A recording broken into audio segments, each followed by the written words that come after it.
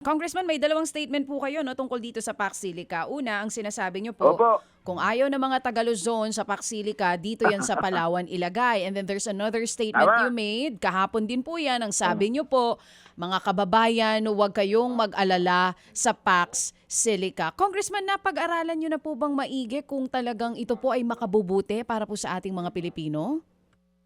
Opo, ganito yan ha. Nung una, yung Palawan, wala naman kaming kuryente doon na malaki. Di ba? Mm. Nag-apply yung Sumitomo sa Southern Palawan, maglagay ng $250 million lifting plant, yung nagpa-process ng nickel. Lahat ng probinsya yan, nagsabi na ayaw namin, wala kaming kuryente, malakas kumain ng kuryente yan. So, pag-usapan namin, basta dalhin niyo yung kuryente rito, we will allow you to use the sulfuric acid from Japan in order to process our nickel in Southern Palawan. Pumayag yung Sumitomo, nagdagdag sila ng 40 megawatt na coal. Hindi apektado yung aming maliit na distribution sa Southern Palawan ng kuryente. So, yung Pax Silica, ganyan din yun. Kung ang laki ng kailangan nilang kuryente, wala tayong mabibigay na power dyan. Sila yung magdadala ng sarili nilang power. Importante dyan sa atin, yung job generation eh. At saka yung ang dami nating Pilipinos makatrabaho dyan. Kailangan natin yan.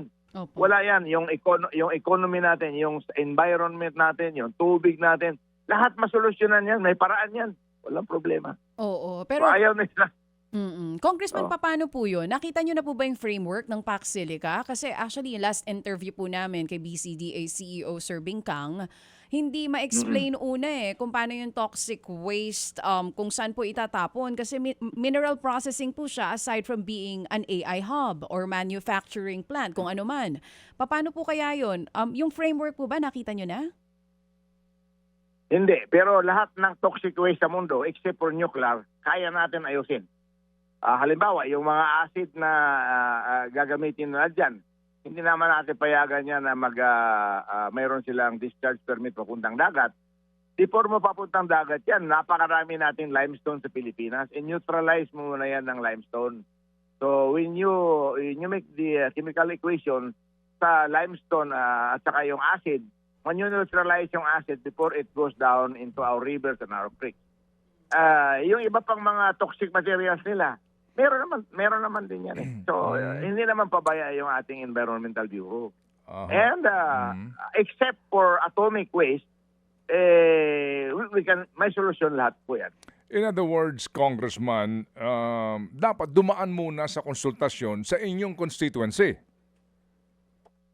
Oh yes, gano'n naman talaga yun eh. So, yung BCDA will now consult with the local LGU. Kasama na yung barangay, munisipyo, at saka yung probinsya. Then pag pumasa doon, because of the persuasive effect of our executive department, that we need this for our country, kailangan magpaliwanag sila doon. Meron naman proseso magpaliwanag. Hindi, Whether the advantages outweighs the risk. Opo. Pero kung sa Palawan talaga ito pupunta, you will have to consult your constituency. No?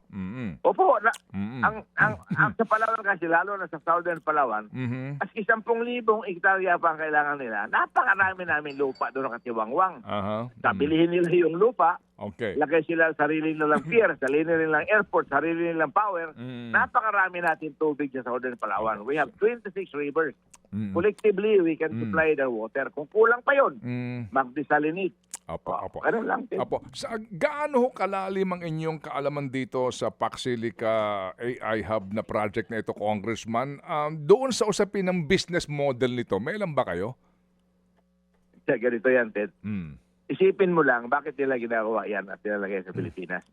Number one, our country is endowed with so much mineral, including rare earth, meron tayo.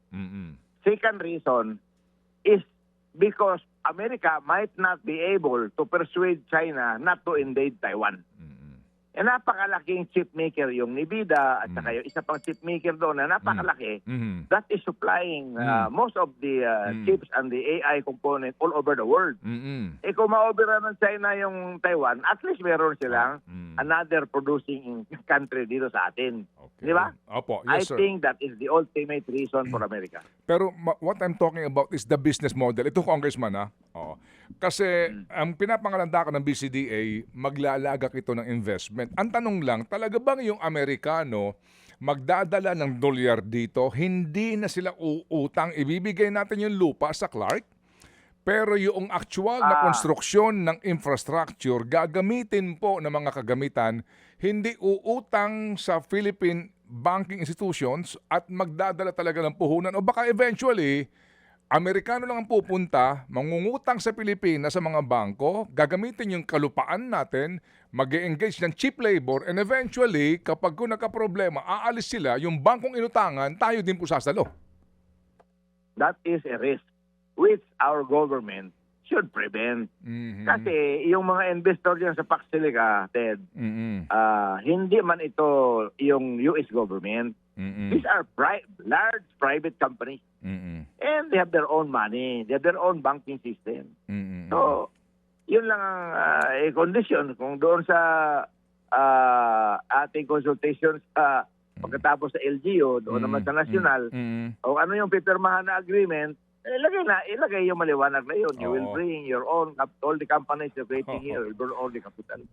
Saka huwag silang gumamit ng ating tubig, ating kuryente, at saka yung ating seed money. They must be incremental to our economy.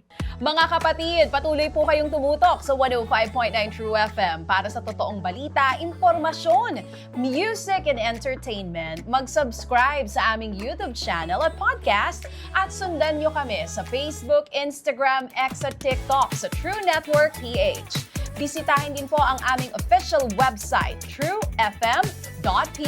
At panoorin din kami sa True TV Signal, Channel 19. Kami po ang 105.9 True FM. Laging true sa'yo, kapatid.